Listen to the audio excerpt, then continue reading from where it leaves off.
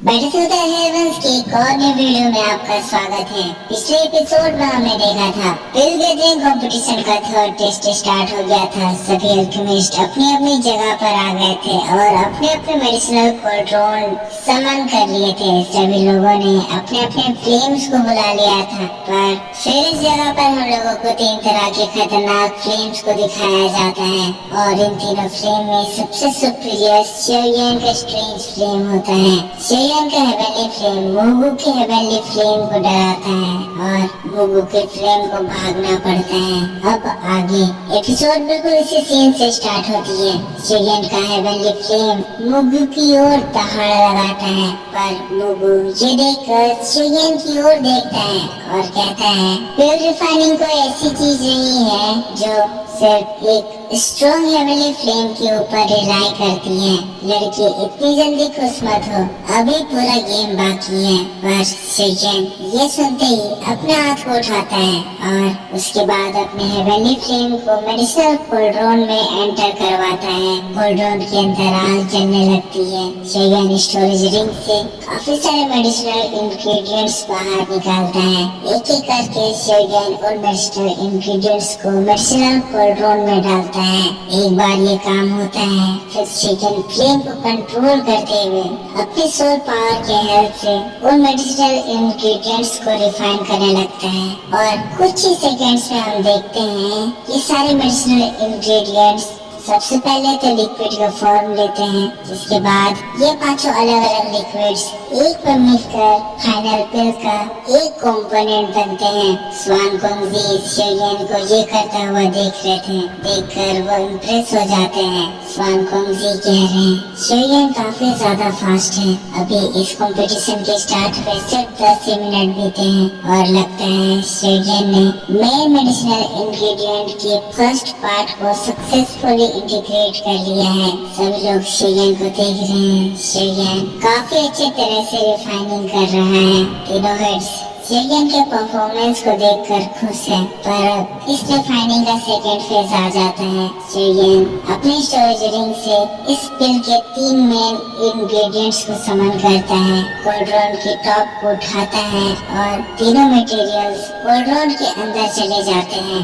शेरियन कहने लगता है कि ये तीनों इंग्रेडिएंट्स हैं, इसे पाने में मुझे बहुत ज्यादा दिक्कत हुई। ये इतने ज्यादा रेयर है कि अगर मैं इस बार कोई मैसअप कर देता हूँ तो शायद अगली बार मुझे ये इंग्रेडिएंट कब मिले इसका कोई अंदाजा नहीं है।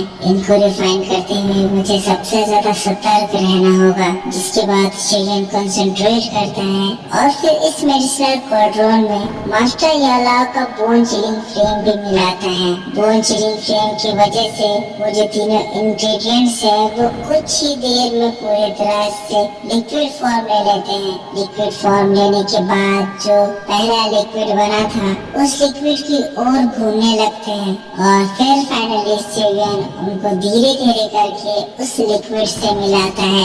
ये प्रोसेस बहुत ज्यादा डिफिकल्ट था। ये करने के लिए शेरियन को अपने मेडिसिनल कोल्ड्रोन का टेम्परेचर बहुत ज्यादा बढ़ाना पड़ता है और ये मर्जर काफी ज्यादा लंबा चलता है, इतना लंबा कि सुबह से शाम और फिर रात हो जाती है। हम लोगों को दूसरे अल्केमिस्ट को भी दिखाया जाता है जो लोग इस प्रोसेस के दौरान फेल हो रहे थे। मतलब यहाँ पर हाई लेवल के पिल को बनाने की ये लोग कोशिश तो कर रहे हैं, पर इसकी वजह से पिल मेकिंग में फेलियर के चांसेस बहुत ही ज्यादा बढ़ गए हैं और मोस्टली हर एक अल्केमिस्ट इस रिफाइनिंग में फेल होता जा रहा है। पर इस असेसमेंट के मेन कैरेक्टर्स लगातार अपनी रिफाइनिंग कर रहे हैं और ये लोग एक हाई ग्रेड का पिल बना रहे हैं। फिर रात से सुबह हो जाती है। हम लोगों को ऑडियंस को दिखाया जाता है जो लोग यहाँ बैठे बैठे बोर हो रहे थे। यहाँ बोर वही लोग हो रहे हैं जिनको इस अल्केमिसी में कोई इंटरेस्ट नहीं है, जैसे कि सियोंगजान, जिसका यहाँ बैठ के कमर दर्द हो गया है। सियोंगजान अपने में बड़बड़ा रहा है, कह रहा है मैं पिलग्रिम से यहाँ पर आया ताकि मैं थोड़ी देर आराम कर सकूं, कुछ देर मस्ती करूं, पर यहाँ पर तो मुझे बैठना पड़ रहा है। लग रहा है कि महीनों महीनों तक मैं यहाँ पर बैठकर इन लोगों को इसी तरह से पिल बनाते हुए देखता रहूंगा। मेरी किस्मत इतनी ज्यादा खराब क्यों है? अब मैं क्या करूं? अपने में ये बड़बड़ा रहा था, तभी जियान इसको टोकती है और जियान की आवाज सुनते ही सियोंगजान अच्छे बच्चे की तरह चुपचाप बैठ जाता है। पर क्योंकि अब काफी समय बीत चुका है, तो जितने भी अल्केमिस्ट बचे हैं उनकी रिफाइनिंग से मेडिसिन की बहुत सुंदर खुशबू इस पूरी जगह में फैल गई है और ये खुशबू हमारे जियान के नाकों तक जाती है, जिसको सुनकर जियान काफी ज्यादा खुश हो जाती है। कहती है एक बार ये अल्केमिस्ट्री कंपटीशन खत्म हो जाता है तब फिर मैं इन सभी लोगों से ये पिल्स मांग कर खा लूंगी। यहाँ पर काफी ज्यादा स्ट्रॉन्ग और अच्छे पिल्स बनाए जा रहे हैं। लेकिन तभी आसमान में एक ऑरेंज रोशनी फैलती है, एक धमाका होता है और काले बादल घिर जाते हैं। बिजलियाँ कड़कने लगती है, जिससे हमें समझ में आता है कि एक TS7 का मेडिसिनल पिल फॉर्म हो चुका है। लिटिल फेरी डॉक्टर ये सभी लोग खड़े हो जाते हैं। ये लोग इस अल्केमिस्ट कंपटीशन की तारीफ कर रहे हैं। एस एक TS7 का पिल का फॉर्म होना कोई मामूली बात नहीं है और यहाँ पर ये सारे अल्केमिस्ट स्टार्टिंग से ही TS7 के पिल को फॉर्म कर पा रहे हैं। आसमान में इस फॉर्मेशन से जो बिजली बन रही है वो अरीना में जाकर टकरा रही है। पर क्योंकि ये होली पिल सिटी है, इस तरह की चीजें यहाँ पर नॉर्मल है, इसलिए इस तरह की सिचुएशन से बचने के लिए पहले से ही यहाँ पर एक टावर बना दिया गया है जो कि अर्थ से कनेक्टेड है, जिससे ये लाइटनिंग लोगों पे नहीं गिर रही है। पर ये लाइटनिंग इतनी ज्यादा खतरनाक है कि लोग ये लाइटनिंग देखकर घबरा जा रहे हैं। लोग आपस में बात कर रहे हैं कि यहाँ पर एक टावर ना होता तो आज हम लोग इन लाइटनिंग से मारे जाते। दूसरा पर्सन कहता है TS7 का पिल होली पिल सिटी में फॉर्म होना मामूली बात है, इसी वजह से इस तरह की सिचुएशन से बचने के लिए ये लोग पहले से इंतजाम कर लिए हैं। जिसके बाद वहाँ पर हम लोग और भी 3 TS7 के पिल के फॉर्मेशन वाली लाइटनिंग देखते हैं। बाइक लैंड का डिसाइपल TS7 का लोअर ग्रेड का पिल बनाता है। क्यूब लैंड का डिसाइपल TS6 के हाई ग्रेड का पिल फॉर्म करता है और दान क्लैन से सियोदान TS7 की मिडिल ग्रेड का पिल फॉर्म करता है। इस फॉर्मेशन को देखकर सभी लोग हैरान थे, कह रहे थे जब ये लोग इस तरह का पिल फॉर्म कर पाए हैं तो बाकी के लोग जो बच गए हैं वो किस तरह का पिल फॉर्म करेंगे। ये कंपटीशन वाकई में बहुत ज्यादा इंटरेस्टिंग होता जा रहा है। कौन इस कंपटीशन का फाइनल विनर होगा ये जानना बहुत ही ज्यादा मुश्किल है। जिसके बाद एक और रोशनी आसमान तक जाती है और एक तगड़ी लाइटनिंग स्ट्राइक होती है। ये लाइटनिंग थी सोंगचिंग के पिल के फॉर्मेशन की। सोंगचिंग अपना पिल दिखाता है। सभी लोग हैरान थे क्योंकि सोंगचिंग ने इस जगह पर TS7 के हाई ग्रेड का पिल फॉर्म किया था। लेकिन फिर अचानक से एक और धमाका होता है और हम लोगों को दान चैन को दिखाया जाता है। दान चैन ये तो इस धमाके से घबरा गई थी, पर दान चैन ने भी सक्सेसफुली एक TS7 का पिल फॉर्म कर लिया था। और दोस्तों दान चैन के पिल के फॉर्मेशन से जो एनर्जी निकली थी वो तो अभी तक के सारे एनर्जी से बहुत ही ज्यादा स्ट्रॉन्ग थी। यहाँ पर तूफान बढ़ने लगते हैं, जिसके बाद एक बहुत ही स्ट्रॉन्ग ग्रुप में लाइटनिंग स्ट्राइक अरीना में गिरती है। पर उसके बाद एक प्यारी सी रोशनी नीचे जमीन की ओर आने लगती है। ये उस पिल की रोशनी थी। पता चलता है यहाँ एक Tier 8 का पिल फॉर्म हो चुका है। इस पिल को देखकर दानचैन के परफॉर्मेंस को देखकर तो स्वान को मुझे भी इम्प्रेस हो जाते हैं। कहते हैं ये लड़की दानचैन दान फैमिली की सच में एक जीनियस है। इसका टैलेंट तो बहुत ही ज्यादा एक्स्ट्रा ऑर्डिनरी है।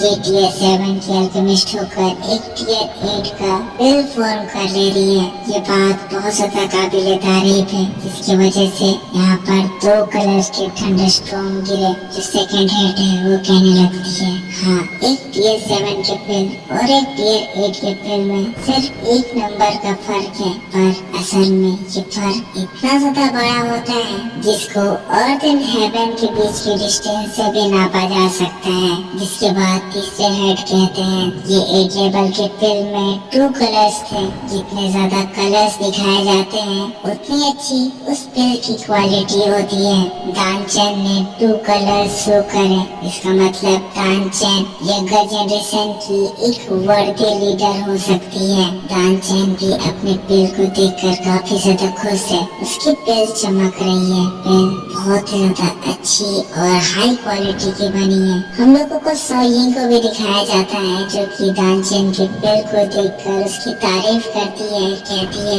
सिस्टर दानचैन, तुमने इन सालों में काफी ज्यादा प्रोग्रेस किया है। तुमने एक टियर 8 का पिल बना लिया, पर मैं भी इतनी जल्दी हार नहीं मानूंगी। जिसके बाद अपने मन में कहने लगती है, मैं भी इस जगह पर एक हाई ग्रेड का टियर 8 का पिल फॉर्म करूंगी। बिल टावर में मेरी इतने सालों की मेहनत, इतनी हार्ड ट्रेनिंग, मुझे इसका रिजल्ट दिखाना होगा। जिसके बाद सोयिंग कंसंट्रेट करती है और फिर उसके मेडिसिनल कोल्ड्रोन से भी एक रेड रोशनी बाहर निकलती है। ये रोशनी तो पूरे आसमान को ब्लड रेड कलर से ढक देती है। तुरंत ही इस जगह 2 कलर्स फॉर्म होते हैं, पर उसी के साथ तीसरा कलर भी फॉर्म हो जाता है और एक स्ट्रॉन्ग लाइटनिंग टावर पर गिरती है। जिस समझ में आता है कि सोयिंग ने एक टियर 8 लेवल का पिल तो फॉर्म करा है, पर ये पिल दानचैन के पिल से भी बहुत ज्यादा हाई क्वालिटी का है।